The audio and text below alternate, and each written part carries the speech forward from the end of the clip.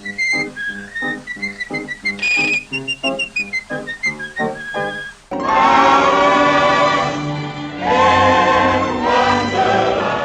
filmmakers somehow misspelled the author's name. Carol has 2 L's at the end. Also, the book's name is Alice's Adventures in Wonderland, not The Adventures of Alice in Wonderland. Had they made that specific mistake, I'm not sure. The scenes in the English Riverside are quite realistic, almost as much as the ones in Bambi. Getting a mix of visual aesthetics is always nice. What's more, it helps make the visual absurdity of Wonderland all the more striking. A simple observation, perhaps, but an important one. Disney often succeeds at great dogs, but the track record with cats is good too, especially here, where the cat is sedate compared to what's to come. Cats and rabbits would reside in fancy little houses. Oh boy folks, it's a yearning song. Apart from the irony of it, this one doesn't have much going for it. I'm late for a very important date. No time to say hello, goodbye. I'm late. This film has over a dozen songs, given many don't even last half a minute. It's an approach that works for this film, producing catchy snippets of wordplay like this. The animators never quite seem to have a lock on the proportions of Alice's face. It's not off-model, but her features remain weird throughout. I need to stress how crucial a flaw it is that Alice's cat didn't join her in the cartoon asylum. Giving her someone to play off of would have alleviated the film's emotional distance. When you have visuals like this, it's easy to understand why the film had a cult following as a head object for a while.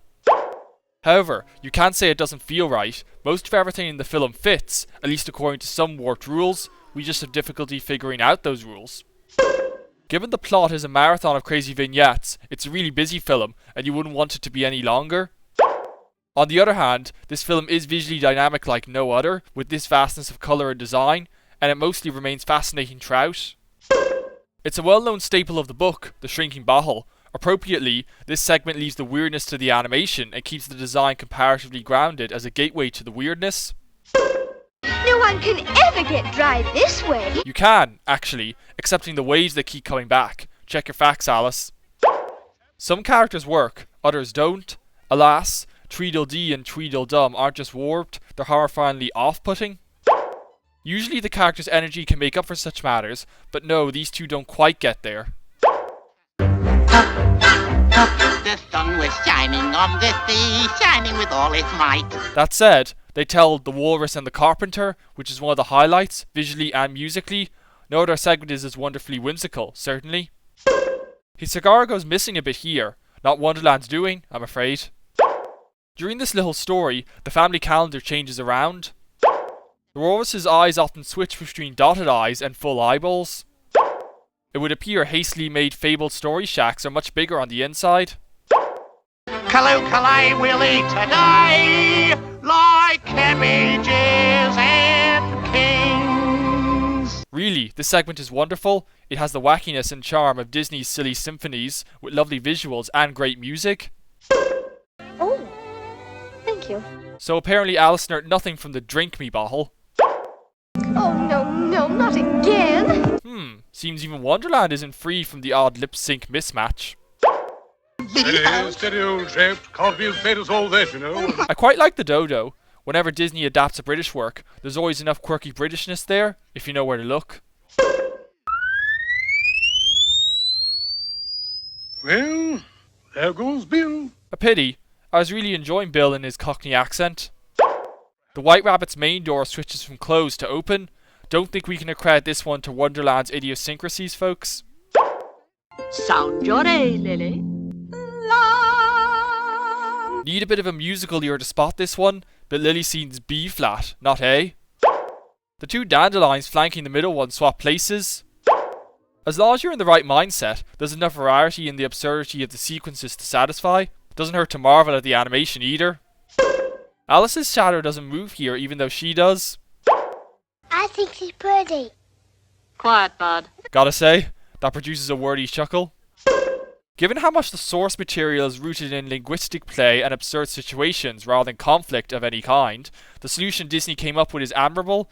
They let the film be the book's writing in effect, non-detail, a chance for the artist to make beautiful wacky nonsense. Of course, that leads to another problem. With every director trying to make his sequence the craziest highlight, they almost cancel each other out. there are few Disney features where personal taste is more prominent in one's enjoyment of the film than this, that's for sure. Here we go again, folks, with images that really explain the head film cult following this film had for a while. The transitions of Alice heading back would put her much further away than she actually got. You could argue this is just Wonderland being bizarre, but were it that, there would be a bigger indication for the audience. After all that's happened, I wonder if I don't care. About time, I think. I was wondering how long it would take for her to respond like that. Gee, isn't it fortunate Alice's gown gains pockets when she needs them?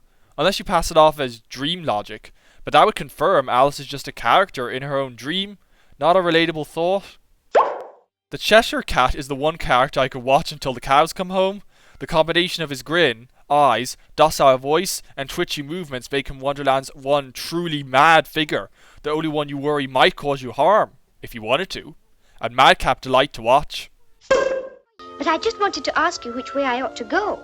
Well, that depends on where you want to get to. Oh, it really doesn't matter. Then it really doesn't matter which way you go. He's got a point. Sometimes something can be so crazy it comes back around to making sense again.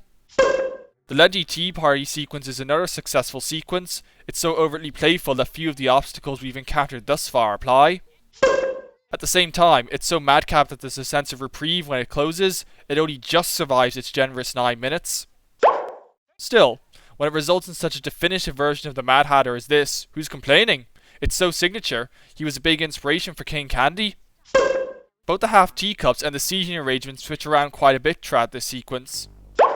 Wish teacups work like that in reality, means you'd always get 2 for 1. I tried this once. Suffice to say, it didn't drain the Technicolor from my vision. Bet Alice is wishing they tossed her out when they wished her a merry unbirthday. By this point, I'm very nearly out of things to say. Enjoy the film though I do. I wonder if the version broadcast on television in 1954, trimmed to under an hour, is superior for being shorter. When one's lost, I suppose it's good advice to stay where you are until someone finds you. Morals of a Victorian upbringing, folks. You heard it first here. The film's lack of emotion isn't inherently a problem, but in the few sincere character moments, it's hard to keep the mind from wandering. So, all these creatures fading away as she cries, does that confirm the dream logic thing? A muddle to think about, folks. Ah, Cheshire Cat, just where did you go? As long as you're not real, be sure to stick around for my enjoyment. I do value my mental health. I normally avoid name dropping, but I must single out Mary Blair. Her flat artwork and otherworldly use of colour often didn't fully translate into the Disney features, but it's a match made in heaven for this film, especially in the castle grounds, probably the most visually striking part. The symbols in the corners of these cards get quite a bit muddled around here. I don't think they have the chameleon ability of the caterpillar, folks. The Queen of Hearts is another successful character. Her bursts of anger involve every last muscle, and she walks the line between being a human parody and a trove of caricatured, yet recognisable, facial features. However, it should be conceded she's very exhausting to watch, enough so that you're glad she's only in the last fifth. Do you play croquet? I can't help but wonder if contemporary children don't even know what croquet is. They'll probably assume it's a made-up sport. Not a slight in the film, of course, but still. Bit odd 4 flamingos gather up to bat when only 2 people are playing. They toss the extra ones aside, so it's not like they need them. The Queen of Hearts is not the first royal ruler, nor the last, to inspire fear so large all her subjects let her win at everything. Do you want us both to lose our heads? Croquet flamingos are first-class dunces, folks. You saw it first here. The cards must really fear her, for none of them to point out the cat, unless only Alice can see them. This dream logic thing really lacks logic, folks. Couldn't she have a trial? If the king hadn't intervened, the film would be 5 minutes shorter. With a film like this, even trimming it by 5 minutes will make quite a difference. Shame on the king. I quite like how the trial brings characters from throughout back, hints to us that our stay in this cartoon asylum is just about wrapping up. Never mind all that. Get to the part where I lose my temper. The Queen's really obsessed with her temper losses. Wonderland takes vanity to a whole other level, folks. To me. Oh, Oh no is right. This is all fine material, but it's just so exhausting by now. Alice eats the growing and shrinking mushrooms at once, yet rather than taking effect together, one takes 30 extra seconds to kick in. All persons more than a mile high. That's not a mile high, unless a mile in Wonderland translates to about 100 Earth meters. For all that the Queen has her subjects' heads removed on a regular basis, her security's pretty slipshod to fail at capturing Alice. Alice wakes up at the tree's base when she was on the branch at the start. Her sister would react more worryingly if she had fallen off. Contemporary cinema traffics in overlawns and monuments, so it's nice how older cinema often ends at just the right moment. But this cuts off moments after she wakes up. It leaves the ending feeling cold, and not just on a personal level. It ties back into Alice being so unruffled by all the craziness. With such a truncated denouement, we leave emotionally distanced as well.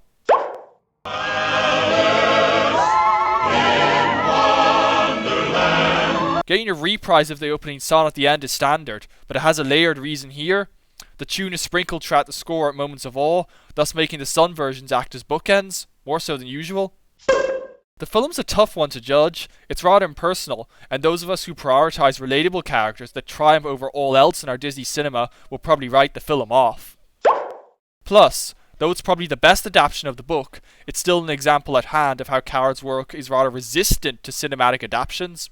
What worked on the page doesn't work consistently on the screen, even if being a cartoon improves the batting average considerably. On the other hand, it's simply gorgeous, visually creative in such enchanting ways. There's a lot more to cinema than just characters and narrative, after all. The visuals have such range, such flexibility, that even though I'm doubtlessly attracted due to my artistic history, anyone should be immersed.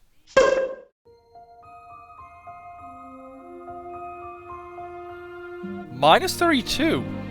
It's the rare Disney feature that isn't really a family film, and that's its triumph.